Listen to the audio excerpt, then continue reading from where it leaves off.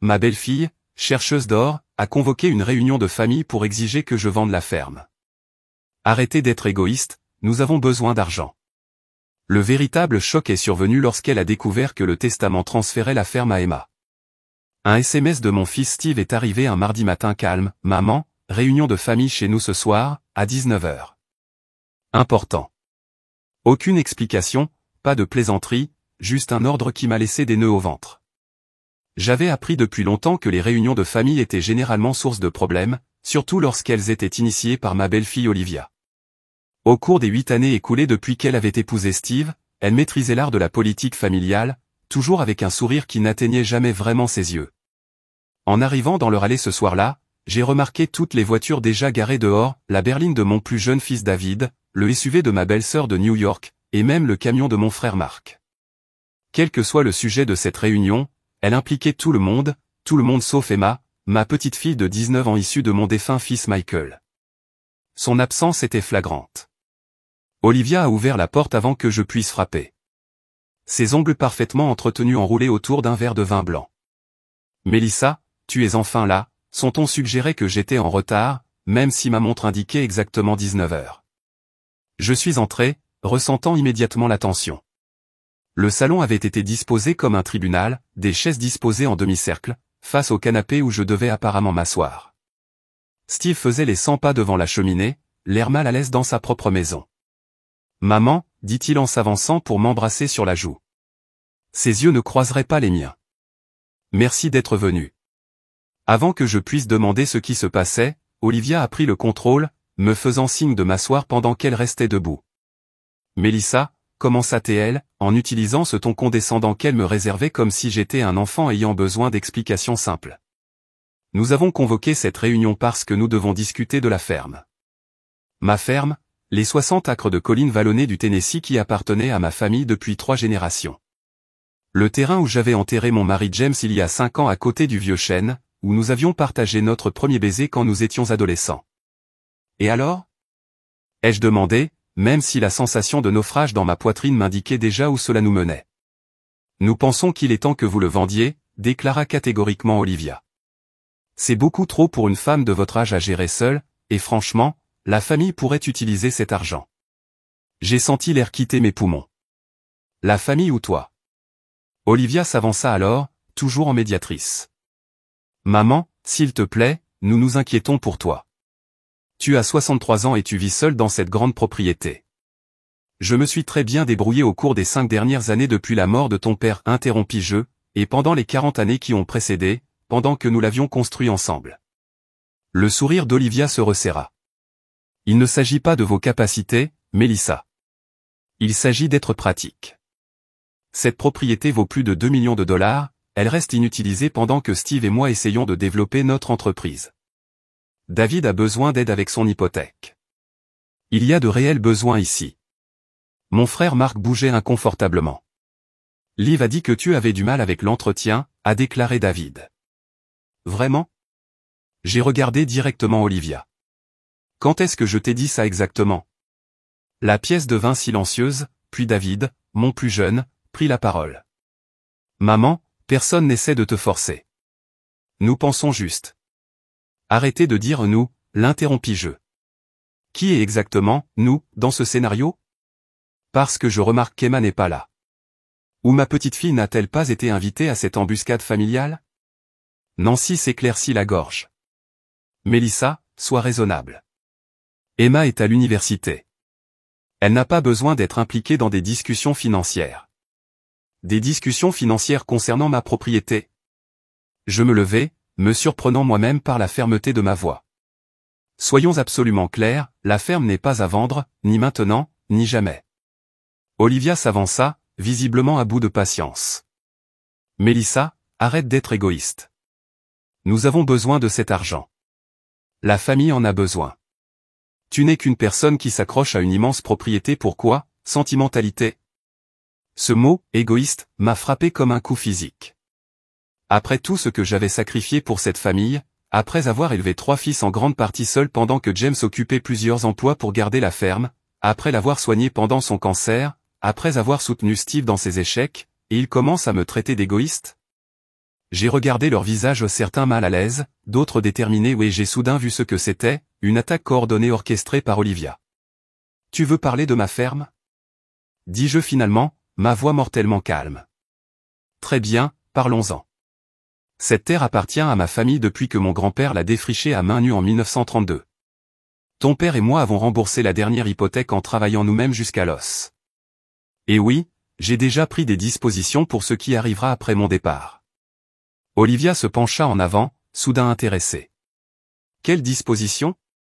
J'attrapai mon sac à main et en sortis le papier plié que j'avais apporté au cas où. Quelque chose m'a dit que j'en aurais peut-être besoin ce soir. Mon testament est déjà finalisé. La ferme sera transférée directement à Emma à mon décès.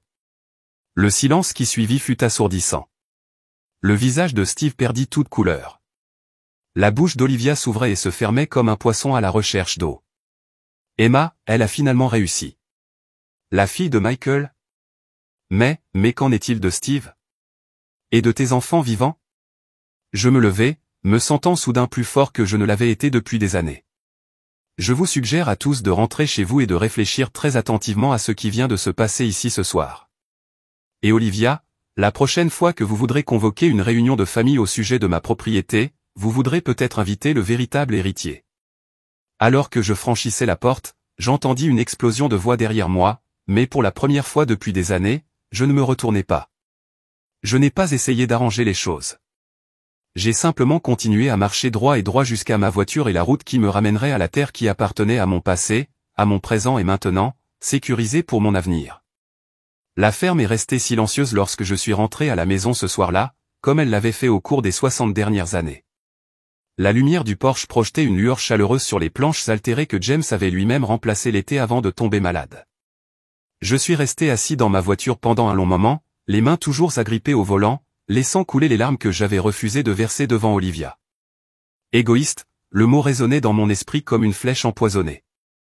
À l'intérieur, j'ai enlevé mes chaussures et me suis dirigé vers l'ancien bureau de James dans le bureau. La surface en acajou était toujours méticuleusement organisée, factures dans un coin, registres agricoles dans le tiroir central et dans le tiroir verrouillé du bas, nos documents les plus importants.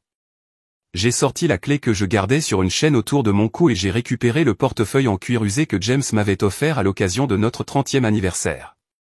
À l'intérieur se trouvaient les papiers documentant notre lutte et notre triomphe avec cette terre, l'acte de propriété original que mon grand-père avait reçu, les papiers hypothécaires avec des décennies de paiement, les reçus du moment où nous avions rassemblé suffisamment d'argent pour acheter les 20 acres adjacents lorsque j'étais enceinte de Michael.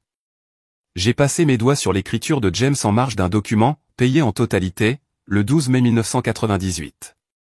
Nous l'avons fait, Mel. Cette terre est à nous pour toujours. Pour toujours. C'était notre promesse. La sonnerie stridente du téléphone brisa ma rêverie. J'ai jeté un coup d'œil à l'identification de l'appelant, Steve. Je l'ai laissé aller à la messagerie vocale. Puis David. Puis encore Steve. Je n'étais pas prêt à entendre leurs explications ou, pire encore, leurs arguments continus. Lorsque le téléphone a sonné une 4e fois, j'ai finalement répondu, attendant un autre membre de la famille. Mélissa, c'est Emma. Est-ce que ça va ? Ma douce Emma, la fille de Michael, le portrait craché de son père avec le même esprit doux qui semblait sauter des générations, Steve manquant complètement. Je vais bien, chérie, juste une longue journée. Oncle Steve m'a appelé, dit-elle, sa voix prudente. Il agissait bizarrement en me demandant si tu m'avais parlé de la ferme récemment. Cela avait donc déjà commencé, la campagne pour annuler ma décision. A-t-il mentionné la réunion de famille de ce soir ? Non, dit-elle lentement. Ce qui s'est passé ? J'ai soupiré, ressentant soudain chacune de mes 63 années. Rien dont tu dois t'inquiéter pour le moment. Comment se passent tes cours ? Elle m'a laissé changer de sujet, discutant de sa spécialisation en biologie et de son travail à temps partiel à la jardinerie du campus. Emma avait toujours aimé faire pousser des choses, tout comme son grand-père, tout comme moi. Après avoir raccroché, je me suis assis sur le porche, regardant les étoiles apparaître au-dessus des champs où James et moi avions marché main dans la main, planifiant notre avenir. Les mêmes champs où Michael avait appris à courir, où Steve avait construit des forts, où David avait attrapé son premier poisson dans l'étang. Le souvenir de Steve lorsqu'il était petit garçon, brandissant fièrement ce petit poisson-lune, est entré en collision avec l'image de lui ce soir, debout à côté d'Olivia alors qu'elle exigeait que je vende ma maison. Comment en sommes-nous arrivés là? Mon téléphone a sonné avec un SMS, « Maman, nous devons parler. » Olivia ne voulait pas te contrarier. Elle essaie juste d'aider la famille. Je n'ai pas répondu. Le sommeil m'a échappé cette nuit-là. À l'aube, j'ai fait ce que je faisais toujours lorsque j'étais troublé. J'ai enfilé mes bottes de travail et je suis parti vérifier les clôtures. Le travail physique m'avait toujours vidé l'esprit. J'étais en train de réparer un poteau détaché lorsqu'un élégant SUV s'est arrêté dans la longue allée. Olivia sortit, l'air complètement déplacé dans son jean de créateur et son chemisier en soie. Elle n'avait jamais participé aux travaux agricoles depuis toutes les années où elle avait été mariée à Steve. Mélissa, appela-t-elle en se frayant prudemment un chemin à travers le champ. Je pensais que nous pourrions parler de femme à femme. J'ai continué à marteler. Je pense que tu en as dit assez hier soir. Elle m'a atteint, debout maladroitement, comme si elle avait peur que la saleté ne se répande sur ses vêtements coûteux. Je voulais m'excuser pour la façon dont les choses se sont passées. Nous aurions dû aborder les choses différemment. Tu veux dire que tu aurais dû être plus subtil en essayant de me ramener chez moi. Son sourire se resserra. Ce n'est pas juste. Nous sommes une famille. Nous essayons de vous aider tout en répondant à certains besoins urgents. J'ai posé mon marteau et lui ai fait face directement. Quels sont les besoins urgents? Les affaires de Steve se portent bien. David a un bon travail. De quoi s'agit-il réellement? Quelque chose brillait dans ses yeux, de l'irritation, peut-être de la peur. L'entreprise ne se porte pas aussi bien que vous le pensez. Nous avons dû contracter des emprunts et il existe une opportunité de croissance, mais nous avons besoin de capitaux. Alors obtenez un prêt commercial. C'est à cela que servent les banques. Nous avons déjà exploité tout ce que nous pouvions, dit-elle en détournant le regard. De plus, cela n'a aucun sens que vous gardiez cette immense propriété alors que l'argent pourrait nous aider tous. Nous tous? Ou juste toi et Steve? Sa façade s'est légèrement fissurée. N'agis pas comme si tu n'avais pas de favoris. Tout le monde sait qu'Emma est ta précieuse enfant en or, même si elle ne fait presque plus partie de la famille. J'ai ressenti une montée de colère si puissante qu'elle m'a presque coupé le souffle. Emma est ma petite fille, l'enfant de Michael. Elle fera toujours partie de la famille. Et qu'en est-il de vos enfants vivants? Ne mérite-t-il pas quelque chose? C'est comme ça que tu le rembourses? J'ai récupéré mes outils, j'en ai fini avec la conversation. Je pense que tu devrais partir. Nous n'avons pas fini d'en discuter. Insista-t-elle, me suivant alors que je retournais vers la grange. Oui, nous le sommes, je me tournais pour lui faire face. Je suis au courant pour les dettes de jeu. Son visage pâlit. De quoi parles-tu? Le cousin de James, Marcus, travaille au grand casino de Tuna. Il m'a appelé il y a 3 mois, inquiet de la somme d'argent que tu perdais. Il m'a dit que tu étais là presque tous les week-ends depuis Noël. Elle recula comme si je l'avais frappée. C'est privé. Rien n'est privé dans les petites villes, Olivia. Est-ce vraiment de ça qu'il s'agit? Tu as besoin de ma ferme pour rembourser tes dettes avant que Steve ne le découvre? L'expression de son visage m'a tout dit. Pas seulement le jeu, donc. Steve ne savait pas? C'est pire que ce que je pensais. Tu ne comprends pas, murmura-t-elle, son attitude confiante s'effondrant. Si Steve le découvre. Alors je vous suggère de commencer à être honnête avec lui, au lieu d'orchestrer des réunions de famille pour me forcer à vendre ma maison. Le bruit lointain d'une autre voiture venant dans l'allée nous a interrompus. Nous nous tournâmes tous les deux pour voir le camion de Steve approcher. Maman, appela-t-il en sortant. Je t'ai appelé toute la nuit. J'ai jeté un coup d'œil à Olivia, dont le visage avait rapidement retrouvé son masque contrôlé habituel. Votre femme et moi étions justement en train de discuter des priorités familiales, dis-je, et de l'honnêteté. Steve avait l'air confus, regardant entre nous. Que se passe-t-il? Olivia glissa rapidement son bras sous le sien. Rien d'important. Je suis juste venu arranger les choses après la nuit dernière. Sa voix était à nouveau douce comme du miel, toute trace de notre confrontation cachée. Mais ta mère n'est pas très réceptive. Steve fronça les sourcils. Maman, nous essayons juste de t'aider. Tu ne peux pas continuer à nous exclure. À ce moment-là, en regardant mon fils, si intelligent à certains égards, si aveugle à d'autres, j'ai réalisé que la bataille à venir serait plus difficile que je ne l'avais imaginé. Il ne s'agissait plus seulement de la ferme, il s'agissait de sauver ma famille du poison qui s'était lentement propagé en elle, affaiblissant les racines qui auraient dû nous unir tous. Je ne t'exclus pas, Steve, dis-je doucement. Je tiens bon. Il y a une différence. Pendant qu'il s'éloignait, j'ai regardé les champs qui s'étendaient vers l'horizon. Cette terre a résisté aux sécheresses, aux inondations et aux tempêtes au fil des générations. Cela avait duré, et moi aussi. 2 semaines se sont écoulées et la tension apparue lors de cette réunion de famille s'est propagée comme une traînée de poudre. Les visites de Steve, autrefois régulières du dimanche, se sont réduites à de brefs appels téléphoniques gênants.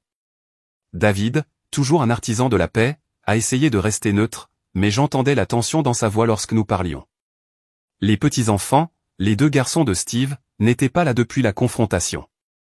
Leur absence a laissé une douleur creuse dans ma poitrine. J'étais en train de désherber le potager lorsque la voiture de New York s'est arrêtée dans l'allée. La sœur de mon défunt mari avait toujours été gentille avec moi, même si elle était un peu trop désireuse de plaire à tout le monde. Elle sortit, serrant son sac comme un bouclier. « Je pensais que je passerais par ici, » dit-elle, forçant la luminosité dans sa voix. « Vois comment tu vas. » J'ai brossé la terre de mes genoux et je me suis levé. « Je vais bien, Nancy. Tu veux du thé dans la cuisine ?» Elle jouait avec sa tasse, évitant mon regard. « Mélissa, tout le monde s'inquiète pour toi. »« Tout le monde ?» J'ai haussé un sourcil. « Ou Olivia ?» Nancy soupira. « Vous savez ce qu'est une famille. Nous voulons juste ce qu'il y a de mieux pour tout le monde. Et vendre ma maison est ce qu'il y a de mieux pour tout le monde ? » Je pose ma tasse plus fort que prévu, le thé déborde sur le bord. « Nancy, ce n'est pas seulement une propriété. C'est ma vie. » Je sais, mais... Elle hésita. « Steve dit que tu t'isoles, et il y a des inquiétudes concernant, eh bien, ta décision. » J'ai eu froid. « Ma décision ? » Elle avait l'air mal à l'aise. « Olivia a mentionné que tu agis de manière erratique, que tu as apporté des changements soudains à ton testament, que tu as menacé les gens au sujet de tes dettes de jeu. » Voilà donc le jeu d'Olivia, me dépeindre comme instable, vindicatif, monter la famille contre moi en déformant la vérité. « Nancy, regarde-moi. Est-ce que je te semble erratique ? Instable ? » Elle jouait avec sa tasse. « Non, mais... » « Mais tu crois Olivia plutôt que moi. » Je ne posais pas de questions. « Ce n'est pas si simple, Mélissa. Steve est inquiet.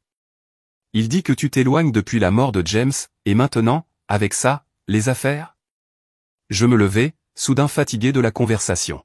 « Mon mari est décédé, Nancy. J'ai été affligé. Cela ne me rend pas instable. Après son départ, j'ai appelé mon avocate, Martha Ellis.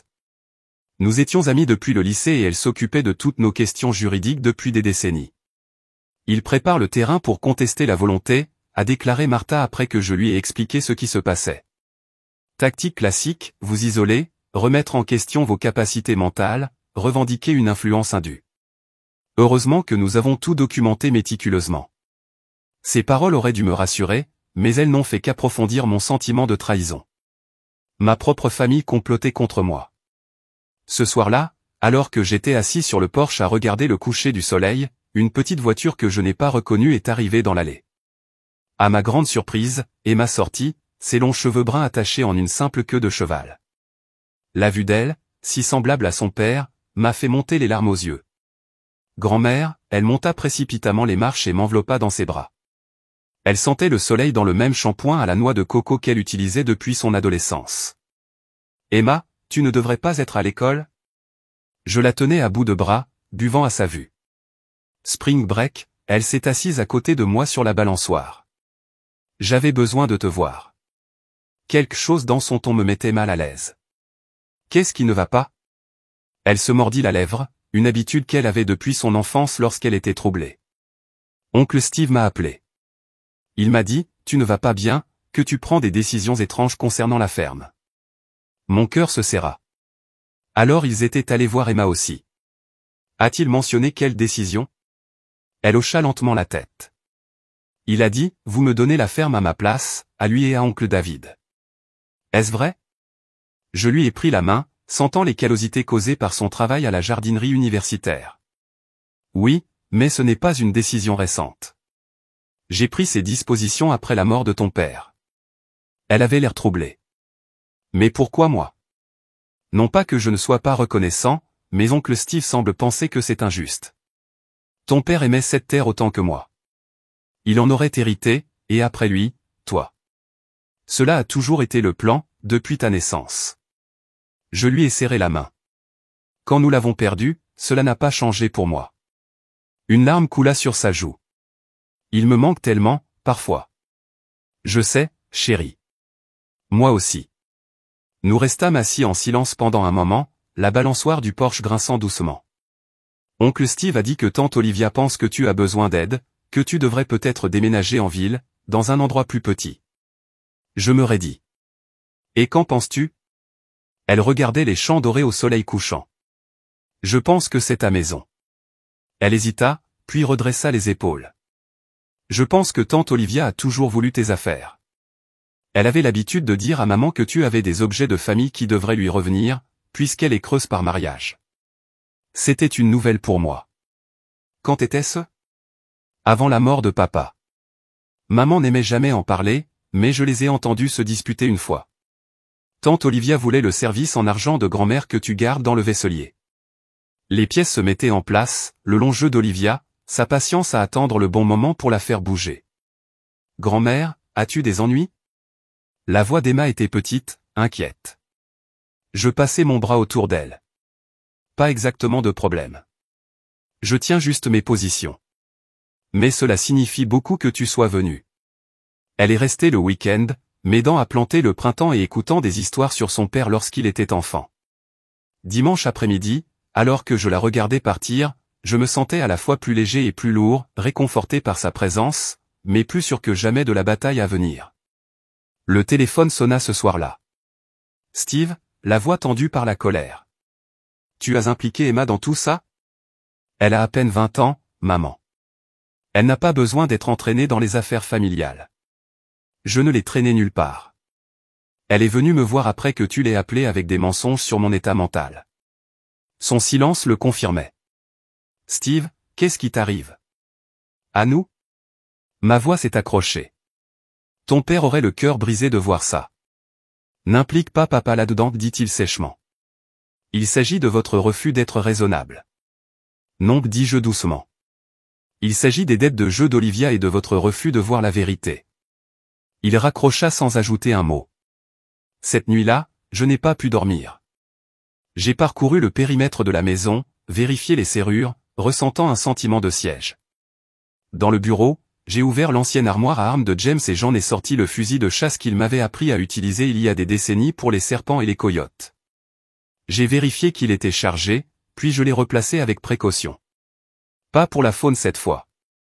Pour me protéger contre un autre type de prédateur, celui qui m'apportait des sourires et des liens familiaux, celui qui me prendrait tout si je faisais preuve de faiblesse. Pour la première fois de ma vie, j'avais vraiment peur chez moi. Les premiers soupçons d'automne ont teinté l'air un matin alors que je récupérais les œufs du poulailler. 3 mois s'étaient écoulés depuis la réunion de famille. 3 mois de tension croissante. Steve n'appelait plus que pour discuter. David a évité de prendre parti en m'évitant complètement. Nancy et mon frère Marc s'étaient pleinement alignés sur la version des événements d'Olivia, que j'étais une vieille femme têtue qui avait besoin d'aide pour prendre des décisions. J'avais pris 2 yeux pour documenter tout, tenir un journal de chaque interaction, enregistrer les appels téléphoniques après que Martha m'ait dit que c'était légal au Tennessee. L'isolement me pesait, même si je ne l'avouerais jamais à personne. J'étais tellement absorbé par mes pensées que je n'ai pas remarqué le camion qui arrivait jusqu'à ce qu'il soit presque devant la maison. Je me suis tendu en reconnaissant la vieille Ford d'Harold Jenkins. Harold était le meilleur ami de James depuis l'école primaire, même si je ne l'avais pas beaucoup vu depuis les funérailles. Il avait déménagé à Nashville il y a des années pour pratiquer le droit. Melissa Holloway, appelait-il en sortant avec un gémissement évoquant le vieillissement des articulations. C'est toujours le lève-tôt du comté, à ce que je vois. Malgré tout, j'ai souri. Harold, qu'est-ce qui te ramène dans ces régions? Il jeta un coup d'œil autour de la ferme, ses yeux s'attardant sur les clôtures bien entretenues et la grange bien rangée. J'ai entendu des nouvelles inquiétantes de la part de Marcus au casino. J'ai pensé que je devrais vérifier si tu allais bien. Mon cœur se serra. Mark. Le cousin de James, qui m'avait le premier informé des jeux d'Olivia. Tu ferais mieux de rentrer, dis-je. À la table de la cuisine, Harold refusa le café mais accepta l'eau. Il avait vieilli depuis la dernière fois que je l'avais vu, au plus grise dans sa barbe, des rides plus profondes autour de ses yeux, mais son regard était toujours aussi perçant. Marcus dit que votre belle-fille est dans le pétrin. 30, peut-être 40 000 marqueurs. J'ai inspiré brusquement. C'est autant? Il m'avait dit qu'elle jouait, mais pas les montants. Harold hocha sombrement la tête. La situation a empiré. Le week-end dernier, elle est restée là jusqu'à l'aube pour essayer de reconquérir ce qu'elle avait perdu. Est-ce que Steve le sait? Je ne pense pas. Elle a été prudente, en utilisant de l'argent liquide, en tenant des comptes séparés. Il m'a étudié. Mais ce n'est pas tout ce que j'ai entendu. On dit qu'on parle de votre compétence, de votre déclaration d'incapacité. Même si je m'en doutais, l'entendre confirmer m'a glacé le sang. Pour quelle raison? Instabilité provoquée par le deuil. Mauvaise prise de décision. Paranoïa. Il comptait sur ses doigts. Manuel de jeu standard lorsque quelqu'un veut contrôler ses actifs. Je m'éloignai de la table, arpentant le sol en linoléum usé. J'ai été tellement stupide, Harold. Je pensais qu'ils allaient abandonner. Que Steve finirait par comprendre à travers elle. La voix d'Harold s'adoucit. Tu n'es pas stupide, Mel. Tu es juste quelqu'un qui attend mieux de sa famille. James était pareil. La mention du nom de mon mari provoqua une nouvelle vague de chagrin. Que ferait-il à ma place? Combattez, me murmurai-je, puis plus fort, je dois me battre. Harold souriait, pendant un instant, je vis le jeune homme qui s'était tenu aux côtés de James lors de notre mariage. C'est ce que je suis venu entendre. Et je vais t'aider. Au cours des heures suivantes, Harold et moi avons élaboré une stratégie. En tant qu'avocat à la retraite spécialisé dans le droit des personnes âgées, il savait exactement ce qu'Olivia et Steve pourraient essayer et comment y contrer. Tout d'abord, nous documentons vos compétences, a-t-il déclaré en prenant des notes dans un petit carnet en cuir. Je vais organiser une évaluation indépendante avec un spécialiste gériatrique à Nashville. Pas de médecins locaux qui pourraient avoir des liens avec votre famille. J'ai hoché la tête, reconnaissant pour son expertise. Deuxièmement, nous sécurisons la propriété légalement. Je sais que Martha a rédigé votre testament, mais nous devrions envisager une fiducie. Cela rend la contestation plus difficile. Et Emma? J'ai demandé. Je ne veux pas qu'elle soit entraînée dans cette laideur. Harold réfléchit à cela. Elle est l'héritière légitime, Mel. À un moment donné, il faudra qu'elle s'implique.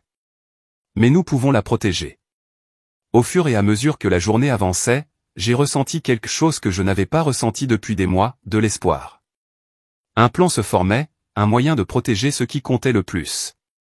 Harold est resté dîner et nous avons évoqué James, les belles années où nos enfants étaient jeunes et où la vie semblait plus simple. Alors que le crépuscule tombait, il se prépara à partir à contre-cœur. J'ai un hôtel en ville, dit-il, déclinant mon offre de chambre d'amis. Je serai là pendant quelques jours pour prendre des dispositions. Mais, son expression devint sérieuse, soyez prudent. Les gens sont désespérés quand il s'agit d'argent. Après son départ, je me suis assis sur le porche dans l'obscurité grandissante, me sentant à la fois renforcé et méfiant. Avoir un allié m'a remonté le moral, mais les avertissements d'Harold m'avaient aussi effrayé. Le lendemain matin, je me suis rendu en ville pour faire des provisions, ce que je n'avais pas fait depuis des semaines, préférant éviter les rumeurs qui tourbillonnaient inévitablement dans les petites communautés. Mais la visite d'Harold m'avait enhardi. À la quincaillerie, j'ai senti les regards, j'ai entendu les murmures. La vieille Madame Holloway perd la tête. Pauvre Steve, devant faire face à sa mère difficile. J'ai gardé la tête haute, les ignorant pendant que je chargeais les sacs dans mon camion. Une voix m'a appelé. Je me suis retourné pour trouver le pasteur Williams qui approchait, son visage aimable et inquiet. Mélissa, contente de te voir. Tu nous as manqué à l'église. J'ai réussi à sourire. J'ai été occupé avec la ferme, tu sais comment ça se passe. Il hocha la tête, même si nous savions tous les deux que mon absence avait davantage à voir avec le fait d'éviter Olivia, qui était soudainement devenue très impliquée dans les activités de l'église ou une autre partie de sa campagne. Olivia a mentionné, vous avez eu des difficultés. Le cercle de prière est inquiet. Je me raidis. L'a-t-elle fait? Et avec quoi a-t-elle dit exactement que j'avais du mal? Son expression devint inconfortable. Juste du chagrin. Des difficultés à s'adapter. Prendre des décisions inquiétantes. Comme ne pas vendre ma ferme pour payer ses dettes de jeu. Les mots sont sortis avant que je puisse les arrêter. Je n'en sais rien.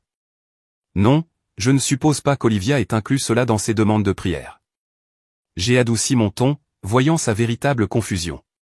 Pasteur, j'apprécie votre inquiétude, mais je vais bien. Ce avec quoi je lutte n'est pas le chagrin. Ce sont les membres de ma famille qui veulent ce qui ne leur appartient pas. De retour à la ferme, j'ai trouvé une voiture dans l'allée ou une berline argentée inconnue avec des plaques de location. Pendant un instant, la peur m'a saisi, puis la portière du conducteur s'est ouverte et Emma est sortie. Surprendre. Appela-t-elle en lui faisant signe. J'ai eu quelques jours de congé pour mon projet de recherche. Je la serrai fort dans mes bras, le soulagement m'envahissant. Quelle merveilleuse surprise. À l'intérieur, alors que nous déballions les courses, l'expression d'Emma devint sérieuse. Grand-mère, oncle Steve m'a rappelé. Il m'a dit, tu as rencontré des avocats. Que tu es paranoïaque. J'ai déposé une boîte de haricots avec un soin délibéré. A-t-il mentionné pourquoi je pourrais avoir besoin d'un avocat? Elle secoua la tête. Emma, que t'a dit ton père à propos de la famille? De la confiance? Ses yeux s'adoucirent à la mention de Michael. Il a dit, la confiance doit être gagnée, pas exigée. Et les actions sont plus éloquentes que les mots. J'ai souri en entendant la sagesse de James se répercuter à travers notre fils, maintenant transmise à notre petite fille. Votre oncle Steve et tante Olivia veulent la ferme. Ils essaient de me faire déclarer incompétent pour l'obtenir. Les yeux d'Emma s'écarquillèrent sous le choc. Ils ne peuvent pas faire ça. Ils peuvent essayer, mais je me bats, chérie. Et j'aurais besoin de ton aide. Alors que nous étions assis à la table de la cuisine, la même où James et moi avions partagé des milliers de repas, j'ai tout raconté à Emma sur le jeu d'Olivia, sur les efforts de la famille pour m'isoler, sur le plan d'Harold pour protéger la ferme et mon indépendance. Quand j'ai fini, le visage d'Emma était pâle et résolu. Qu'est-ce que tu veux que je fasse? À ce moment-là, en regardant son expression déterminée, j'ai vu 3 générations de Holloway, mon beau-père, qui avait agrandi la ferme, James, qui l'avait modernisée, Michael, qui en avait aimé chaque acre, et maintenant Emma, qui hériterait non seulement de la terre mais aussi de la responsabilité de la protéger. Reste avec moi, dis-je simplement. C'est tout ce dont j'ai besoin. Elle tendit la main par-dessus la table et me prit la main, sa poigne forte et sûre. Toujours, grand-mère. Toujours. L'avis de nomination est arrivé un mardi en lettres noires sur du papier à en-tête officielle. Évaluation des compétences, Dr Hélène Gregory. La date a été fixée au lundi suivant à 10 heures. Pas à l'hôpital ni chez un médecin, mais à mon domicile. J'ai regardé le journal, les mains tremblantes. Harold m'avait prévenu que cela pourrait arriver, mais le voir imprimé a fait battre mon cœur. Ils n'ont pas perdu de temps, murmurai-je. J'ai immédiatement appelé Harold, qui a répondu à la 2e sonnerie. Ils ont prévu une évaluation des compétences, dis-je sans préambule. Lundi prochain. Il expira brusquement. Plus vite que prévu. Avez-vous reconnu le nom du médecin? Non, mais l'évaluation a lieu ici, à la ferme. C'est inhabituel, dit Harold, la voix tendue par l'inquiétude. En général, cela se fait en milieu clinique. Laissez-moi passer quelques appels. Cet après-midi-là, Harold est arrivé avec Martha, mon avocate de longue date. Leurs expressions m'ont dit tout ce que j'avais besoin de savoir. Le docteur Gregory est un gérontologue qui a témoigné dans des dizaines de cas de compétences, a déclaré Martha en étalant des papiers sur la table de ma cuisine. Elle travaille en étroite collaboration avec un cabinet d'avocats spécialisé dans les transferts successoraux. Laisse-moi deviner, dis-je amèrement. La même entreprise que Steve et Olivia ont embauché? Harold hocha sombrement la tête. Le même. Ce n'est pas une évaluation juste, Mélissa. C'est un piège. Que pouvons-nous faire? Martha m'a serré la main. Nous l'avons déjà fait. J'ai déposé ce matin une requête contestant l'évaluation pour conflit d'intérêts.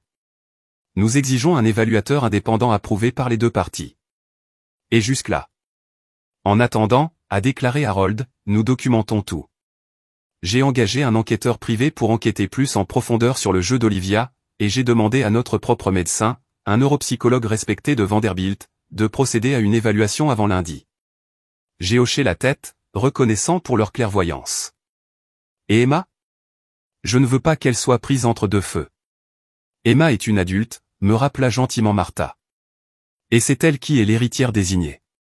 À un moment donné, elle devra être formellement impliquée. Comme convoqué par notre conversation, mon téléphone a sonné. Le nom d'Emma apparut sur l'écran. Tout va bien, grand-mère? Tu as l'air stressé. J'ai hésité, ne voulant pas lui imposer un fardeau, mais me souvenant de notre promesse d'honnêteté. Ils vont de l'avant en me faisant déclarer incompétent, chérie. Sa forte inspiration était audible. Je viens ce week-end. J'amènerai ma colocataire Jen. Elle est en pré-droit et sa mère est juge. Peut-être qu'elle aura quelques idées. Après avoir raccroché, je me suis assis avec Harold et Martha, planifiant notre stratégie, examinant les documents, me préparant à ce qui ressemblait de plus en plus à une bataille juridique plutôt qu'à un conflit familial. Il y a encore une chose, dit Harold avec hésitation. Nous devons parler de Steve. Mon cœur se serra.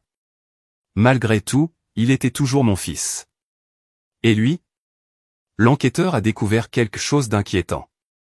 Steve a rencontré des promoteurs immobiliers. Ils ont déjà élaboré des plans préliminaires pour diviser la ferme en lots résidentiels. La trahison m'a frappé comme un coup physique.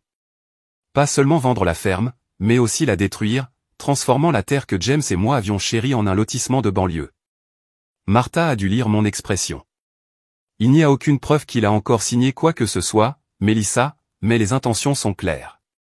Cette nuit-là, après leur départ, j'ai parcouru le périmètre de la propriété au coucher du soleil, essayant de l'imaginer découpé en lots d'un quart d'acre, des maisons à l'emporte-pièce où se trouvait notre verger de pommiers, une piscine où James et moi avions autrefois pique-niqué sous le vieux chêne. Le sommeil m'a échappé. Vers minuit, des phares ont balayé le mur de ma chambre alors qu'un véhicule s'arrêtait dans mon allée.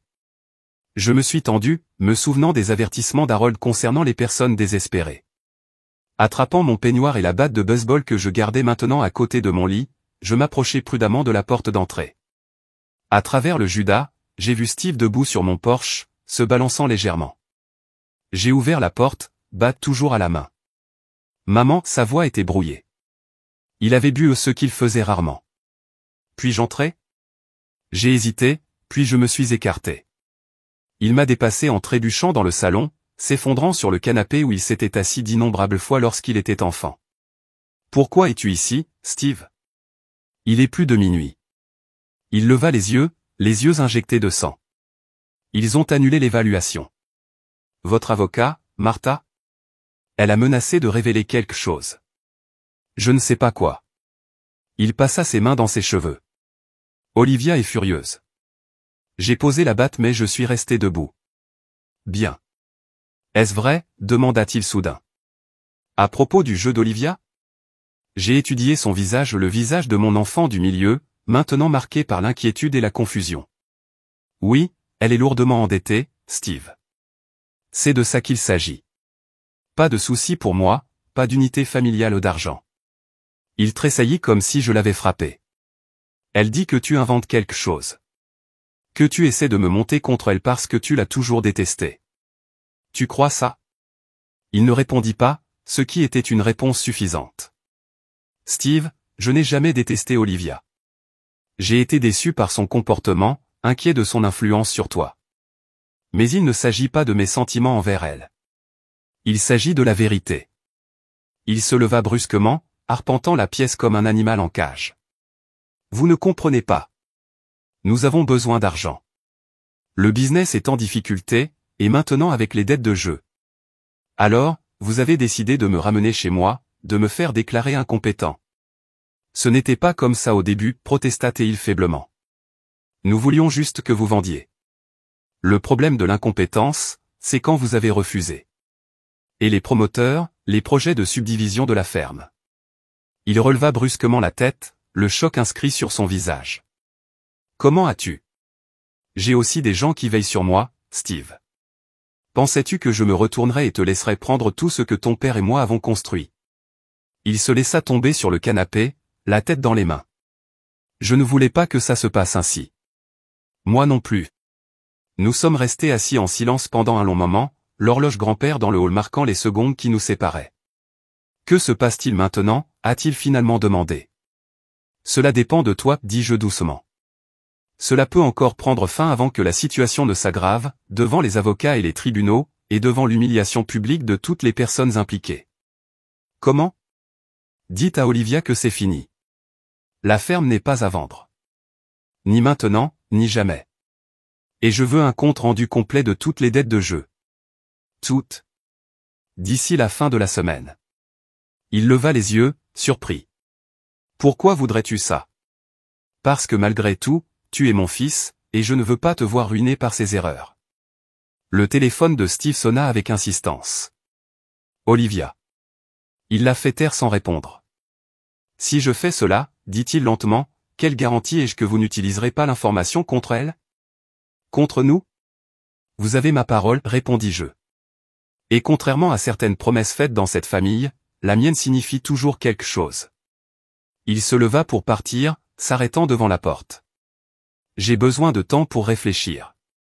Ne tardez pas trop, prévins-je. Mes avocats avancent dans leur enquête. Une fois que cela se produit, je ne peux plus l'arrêter.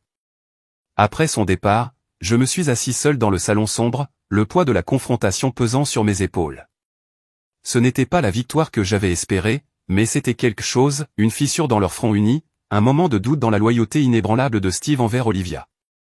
Dans la matinée, j'ai appelé Harold pour lui signaler la visite de minuit. Faites attention, Mel, prévint-il.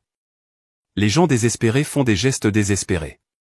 Cela pourrait être un piège pour vous faire baisser la garde. C'est toujours mon fils, dis-je doucement. Oui, répondit Harold. Mais pour le moment, il est aussi ton adversaire. N'oublie pas ça. Le week-end a amené Emma et sa colocataire Jen, une jeune femme aux yeux perçants qui m'a rappelé moi-même à cet âge. Ils sont arrivés chargés de livres et de documents juridiques, désireux d'aider. Leur énergie juvénile et leur indignation à mon égard m'ont remonté le moral pour la première fois depuis des semaines. Alors que nous étalions des documents sur la table de la salle à manger, une voiture s'est arrêtée dans l'allée, l'élégant SUV d'Olivia. Emma se tendit à côté de moi. Showtime, marmonna-t-elle. Je redressai les épaules et ouvris la porte. Avant qu'Olivia puisse frapper, elle se tenait sur mon porche, parfaitement soignée comme toujours, mais je pouvais voir la tension autour de ses yeux, la tension dans son sourire. Mélissa, dit-elle froidement, nous devons parler. Entrez, dis-je en m'écartant pour laisser Olivia entrer. Ses yeux s'écarquillèrent légèrement à la vue d'Emma et Jen entourés de documents juridiques à la table à manger.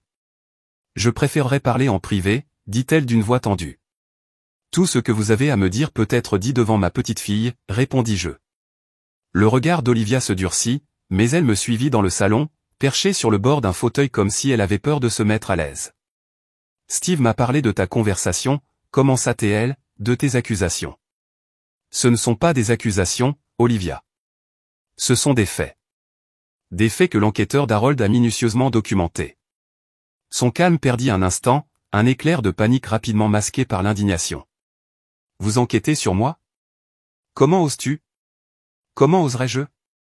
J'ai gardé ma voix ferme, refusant de correspondre à son intensité. Vous avez essayé de me faire déclarer incompétent. Vous aviez prévu de prendre ma maison, de la diviser et de la vendre pour payer vos dettes de jeu, et vous demandez, comment oserais-je? Elle se pencha en avant, la voix baissée jusqu'à devenir un sifflement. Tu n'as aucune idée de ce dont tu parles. Je n'ai pas de dette de jeu. Depuis la salle à manger, appela Emma, nous avons les dossiers, tant Olivia. Les dates, les montants, tout. Olivia se figea, puis se redressa lentement, lissant sa jupe de ses mains tremblantes. Que veux-tu? De l'argent? Est-ce une sorte de chantage? Je veux ce que j'ai toujours voulu, dis-je. Qu'on me laisse en paix sur la terre qui m'appartient, et que ma famille cesse de me traiter comme un obstacle à lever. Très bien, dit-elle sèchement. Gardez votre précieuse ferme. Pourrissez ici seul si c'est ce que vous voulez, mais ne vous attendez pas à ce que Steve continue à revenir après la façon dont vous nous avez traités. Je souris, me sentant étrangement calme face à sa colère. Cela dépend de Steve, et d'une manière ou d'une autre, je pense qu'il pourrait voir les choses différemment une fois qu'il connaîtra toute la vérité. Son téléphone sonna. Elle y jeta un coup d'œil, puis se leva brusquement. Ce n'est pas fini, Mélissa. Oui, ça l'est, dis-je. Je l'ai suivie jusqu'à la porte, la regardant se diriger vers sa voiture. Alors qu'elle s'éloignait, Emma vint se tenir à côté de moi, glissant son bras autour de ma taille. Ça va, grand-mère, elle a demandé. J'ai hoché la tête, surpris de constater que c'était vrai.